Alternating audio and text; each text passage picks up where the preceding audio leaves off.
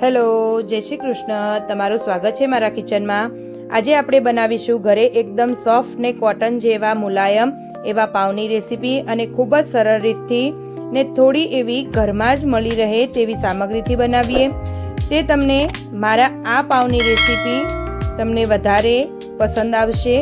તો ચાલો બનાવવાનું સ્ટાર્ટ કરીએ કે પાઉં ઘરે કેવી રીતે એકદમ સરળ રીતથી બને છે. તો તમે જરૂરથી બનાવજો.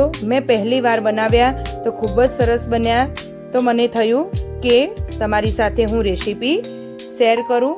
તો તેના માટે આપણે જોઈશે એક મોટો બાઉલ લઈ લેવાનો છે. બાઉલમાં આપણે ડ્રાય ઈસ્ટ એડ કરવાનું છે.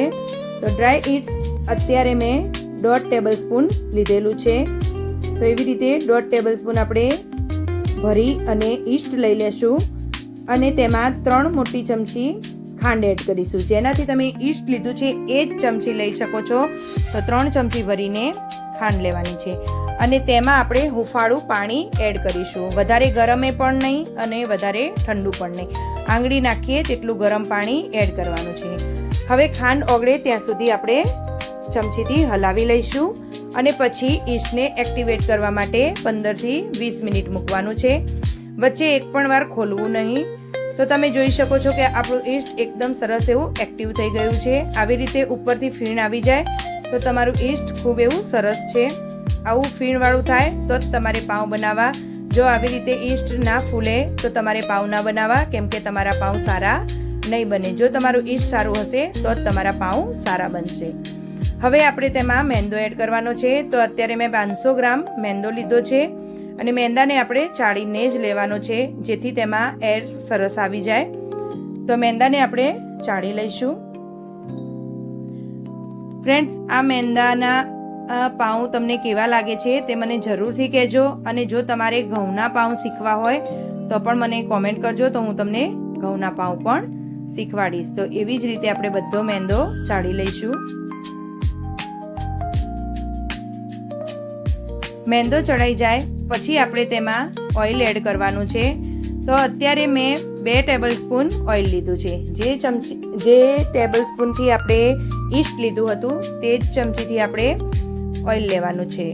તો 2 ચમચી લીધું છે. હવે સ્વાદ અનુસાર મીઠું એડ કરીશું, અને એકદમ મોળું એવું દહીં એડ કરીશું. દહીંને બિલકુલ ખાટું લેવાનું નથી, એકદમ મોળું દહીં હોય તે જ લેવાનું છે.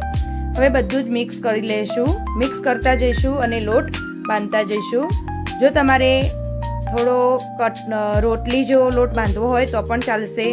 મને અત્યારે એકદમ ઢીલો લોટ હોય તેના જ પાઉં ગમે છે. તો અત્યારે મેં એકદમ ઢીલા લોટના પાઉં બનાવ્યા છે. તમારે ઉપરથી એડ પાણી ન કરવું હોય ને જો તમારો લોટ બંધાઈ જાય તો તમારે ન રેડો તો પણ ચાલશે. લોટ ઢીલો હશે તો પણ સરસ એવા આપણા પાઉં બનીને તૈયાર થશે. તો મેં સાઈડમાં પાણી લીધું હતું, એમાંથી જ મેં ખાલી 2 થી 3 ચમચી જ પાણી લીધેલું છે.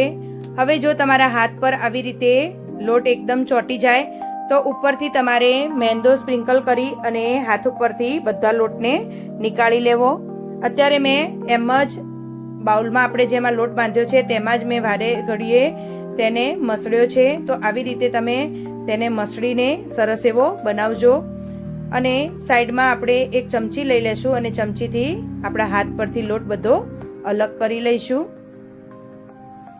હવે લોટ પર થોડું કોરો લોટ છાંટી દઈશું. જો તમારે ઘઉંનો લોટ છાંટવો હોય તો પણ ચાલશે, અને મેંદો છાંટવો હોય તો પણ ચાલશે. અત્યારે મેં ઘઉંનો લોટ છાંટી અને લોટને એક જ સરખો કરી લીધો છે.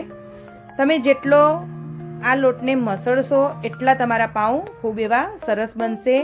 અને વધારે તો આપણું ઈસ્ટ સારું હશે તો વધારે સારું બનશે. તો તમે જોઈ શકો છો કે એકદમ એક સરખો બધો લોટ આવી ગયો છે, અને મેં લોટો કેટલો ઢીલો રાખ્યો છે તે પણ તમે જોઈ શકો છો. હવે તેના ઉપર થોડું આપણે ઓઇલ લગાવી દઈશું. ઓઇલ લગાવી અને જે બાઉલમાં આપણે લોટ બાંધ્યો છે તેમાં જ આપણે લોટને મૂકી દઈશું. તો આવી રીતે બધો જ લોટ તેલવાળો કરી લેવાનો છે અને એક સરખો કરી લેવાનો છે, અને તેને આપણે ઢાંકીને મૂકી દેવાનો છે, જેથી તેમાં એર ભરાશે અને આપણો લોટ આના જે છે એના કરતાં પણ ડબલ થઈ જશે. તો તેને આપણે આવી રીતે હાથમાં લઈ અને બધો જ લોટને સરસ એક સરખો કરી અને આપણે બાઉલમાં મૂકી દઈશું. તો બાઉલમાં આપણે આ લોટને 1 થી 1.5 કલાક માટે મૂકવાનો છે. તમે મૂકી અને બિલકુલ ઢાંકેલું ઢાંકણ ખોલીને જોવાનો નથી કે કેટલો ફૂલ્યો છે કે કંઈ નહીં. હવે તેને ઢાંકી અને 1.5 કલાક માટે આપણે મૂકી દઈશું. મારું આ ઢાંકણ કાણાવાળું હતું તો મેં તેને નીકાળી અને બીજું જે કાણા વગરનું ઢાંકણ હતું તે ઢાંકી દીધું હતું. હવે તેને આપણે કલાક પછી ખોલીને જોઈશું તો તેમાં જોઈ શકો છો કે જાળી ખૂબ જ સરસ એવી પડી છે. તો આટલો આપણી ક્વોન્ટિટી લોટની કેટલી હતી અને કેટલી થઈ ગઈ છે. હવે તેના ઉપર આપણે કોરો લોટ છાંટીશું અને તેમાંથી બધી જ એરને નીકાળી લઈશું. તો ઉપર આપણે પંચ મારીશું તો એર નીકળી જશે.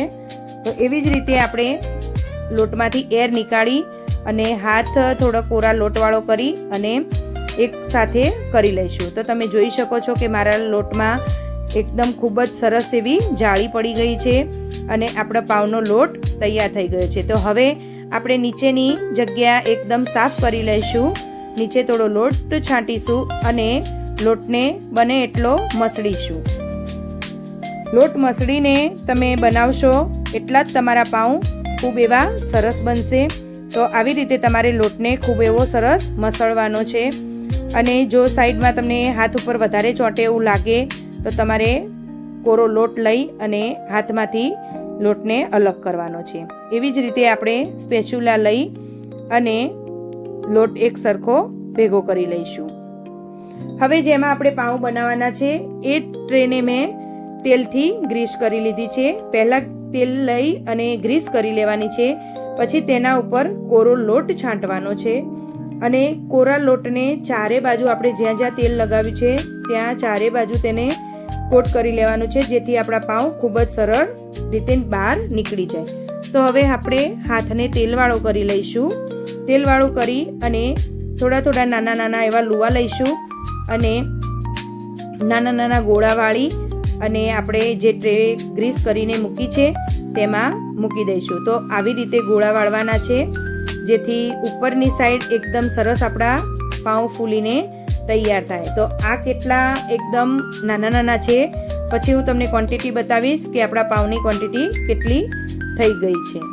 તો સાઈડમાં આપણે જે ટ્રે તૈયાર કરીને રાખી છે તેમાં થોડી એવી જગ્યા રાખીને પાઉંને મૂકી દઈશું. ફ્રેન્ડ્સ, મારો લોટ ઢીલો છે. તમારે આનાથી થોડો કઠણ રાખવો હોય તો પણ ચાલે. અને બીજી એક રીત આવી રીતે છે. મારા હાથની તમે જોઈ લો કે કેવી રીતે હું મૂકું છું. એવી રીતે મેં અહીં અત્યારે તમને 2 બતાવ્યા છે, પણ મેં એવી રીતે એક ટીનમાં 9 પાઉંને મૂકી દીધા છે. હવે એક બીજી રીત પણ તમને શીખવાડું કે પાઉં દેખાવમાં પણ ખૂબ સરસ લાગે. તો આ ટ્રેને આપણે સાઈડમાં મૂકીશું અને બીજી જે આપણે નાની ટ્રે લીધી હતી તેમાં થોડો થોડો નાના નાના એકદમ લુવા લેવાના છે અને ગોળા વાળીને સરસ આપણે તે ટ્રેમાં પણ મૂકી દઈશું. તેમાં પણ વચ્ચે વચ્ચે થોડી થોડી જગ્યા રાખવાની છે અને પછી પાઉંના લોટને મૂકવાના છે. તો તે પણ સરસ એવા ગોઠવાઈ ગયા છે. તો આપણા બંને પાઉં તૈયાર થઈ ગયા છે. તો તમે જોઈ શકો છો કે પાઉં સરસ તૈયાર થઈ ગયા છે. જ્યારે આપણે પાઉંને મૂકતા હતા ત્યાંની સાઈઝ કેવડી હતી અને અત્યારની સાઈઝ કેવી છે તે તમે જોઈ શકો છો. હવે આપણે પાઉંને પ્રૂફિંગ માટે મૂકવાના છે. તો મેં અત્યારે ઓટીજીમાં પાઉંને ઓટીજી મારું બંધ જ છે, ચાલુ નથી કરેલું, અને તેમાં મેં પાઉંને મૂકીને રાખી દીધા છે જેથી તેનું પ્રૂફિંગ થાય. તો પ્રૂફિંગ બાદ હું તમને બતાવીશ કે આપણા પાઉં કેટલા ફૂલીને એકદમ મોટા થઈ ગયા છે. તો હવે તમે જોઈ શકો છો કે આપણે કેટલી સાઈઝમાં મૂક્યા હતા અને કેટલી સાઈઝ આપણી પાઉંની બની ગઈ છે. તો હવે આપણે બંને પાઉંને લઈ લેશું. તો બંને પાઉં એકદમ ફૂલીને તૈયાર થઈ ગયા છે. તો આપણું પ્રૂફિંગ પણ ખૂબ સરસ એવું થયું છે. હવે આપણે એક બ્રશ લઈ લેશું અને તેનાથી આપણે દૂધનો એર બ્રશ કરીશું. દૂધનું આવી રીતે કરવાથી આપણા પાઉં ઉપરથી ખૂબ જ સરસ એવો કલર પણ આવશે અને ગોલ્ડન બ્રાઉન થશે. અને તમારે ધીરે ધીરે લગાવવાનું છે, એકદમ વજન આપીને દૂધનો બ્રશ નથી મારવાનો. જો તમે એકદમ ભાર દઈને દૂધનો બ્રશ મારશો તો તમારા પાઉં બધા જ બેસી જશે અને પાઉં ફૂલશે પણ નહીં સરસ અને બનશે પણ નહીં. તો તમે જોઈ શકો છો કે એક સાઈડ મારે થોડું એકદમ જોરથી દબાઈ ગયું હતું. તો એવી રીતે ન થવું જોઈએ અને એકદમ ધીમે ધીમે તમારે પાઉંમાં દૂધનો બ્રશ લગાવો. બેકરીમાં એગનો આવી રીતે એર બ્રશ થાય છે, પણ આપણે ઘરે એકદમ એગલેસ બનાવીએ છીએ તો આપણે દૂધનો એર બ્રશ મારવાનો છે. એવી રીતે મારી અને હવે આપણે તેને ઓટીજીમાં મૂકવાના છે. તો મેં અહીં 180 ડિગ્રી પર 25 મિનિટ માટે મૂકીશું, પણ એ પહેલાં આપણે તેને એકવાર ઓટીજીને પ્રીહીટ કરી લઈશું. તો અત્યારે મેં 180 પર 10થી 15 મિનિટ માટે પ્રીહીટ કરી લીધું હતું અને હવે આપણે પ્રીહીટ થઈ ગયા બાદ પાઉને મૂકી દઈશું અને પાઉને આપણે 180 ડિગ્રી પર 20થી 25 મિનિટ માટે મૂકવાના છે. જો તમારી પાસે ઓટીજી ન હોય અને જો તમારે કડાઈમાં પણ પાઉં શીખવા હોય તો મને જરૂરથી કોમેન્ટ કરજો, તો હું તમને તેમાં પણ શીખવાડીશ. તો 180 પર 25 મિનિટ માટે આપણે પાઉંને મૂકી દઈશું. હવે તમે જોઈ શકો છો કે આપણા પાઉં ખૂબ જ સરસ એવા બનીને તૈયાર થઈ ગયા છે. તો ફ્રેન્ડ્સ, તમને મારા પાઉં કેવા લાગ્યા તે મને જરૂરથી કહેજો અને જરૂરથી એકવાર બનાવજો. હવે બહાર નીકાળી અને તરત જ આપણે ઉપરથી બટર લગાવી દેવાનું છે. જો તમારી પાસે ઘી હોય તો ઘી લગાવવાનું, નહીતર તમારે બટર લગાવી દેવાનું છે. તો તમે પાઉંનો કલર પણ જોઈ શકો છો અને પાઉં આપણા કેવા ફૂલ્યા છે તે પણ જોઈ શકો છો. હવે જ્યારે તમે બટર લગાવી દો પછી તમારે પાઉંને ઢાંકી અને મૂકી દેવાના છે. તો કોઈ એવું કપડું લઈ લેવાનું અને તેને ઢાંકી અને 10થી 15 મિનિટ માટે મૂકી દેવાના છે.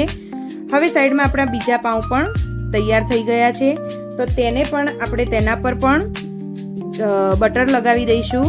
બટર લગાવી અને તેને પણ આપણે ઢાંકીને મૂકી દઈશું.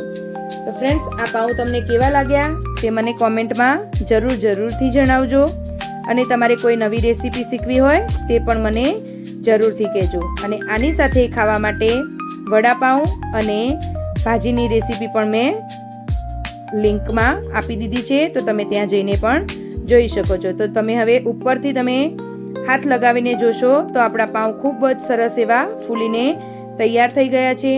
આ પાઉં આપણે વડાપાઉં સાથે કે પાઉંભાજી સાથે કોઈ પણની સાથે આપણે ખાઈ શકીએ છીએ. તો આનાથી તમને જે રેસીપી ગમતી હોય તે તમે ઘરે જાતે જ બનાવી શકો છો. હવે પહેલાં આપણે ચારે બાજુની કિનારી કટ કરી લઈશું અને પછી પાઉંને નીકાળીશું. કટ કર્યા બાદ તમે તેને નીચે કોઈ કપડું રાખીને ઊંધું કરશો તો તમારા પાઉં બનીને એકદમ સરસ નીકળી જશે. નીચે ચોંટશે પણ નહીં અને તમારા પાઉં સરસ એવા આખા નીકળી જશે. તો બંને પાઉંની રેસીપી તમને કેવી લાગી, કયા પાઉં તમને દેખાવમાં સારા લાગ્યા તે પણ કહેજો. હવે નીકાળ્યા પછી થોડા ગરમ હતા તો મેં ફરીથી ઢાંકીને મૂકી દીધેલા હતા. હવે તમે પાઉં જોઈ શકો છો કે તે કેવા બન્યા છે અને અંદર જાળી પણ કેવી સરસ એવી પડી છે. તો ફ્રેન્ડ્સ, આ રેસીપી તમે જરૂરથી એકવાર બનાવજો. તો નવી રેસીપી શીખવા માટે મારી ચેનલને સબસ્ક્રાઇબ કરો, બાજુમાં આપેલી બેલ આઇકનને જરૂરથી દબાવો જેથી તમને નવી રેસીપીની નોટિફિકેશન મળી જાય. તો ફ્રેન્ડ્સ, તમે મારી રેસીપી કઈ સિટી કયા સ્ટેટ પરથી જોવો છો તે પણ મને જરૂરથી કહેજો. કોઈ નવી રેસીપી શીખવી હોય તો મને કોમેન્ટ કરજો, તે હું પણ તમને શીખવાડીશ. તો મારી ચેનલને લાઇક, શેર અને સબસ્ક્રાઇબ કરવાનું ભૂલશો નહીં. Enjoy friends.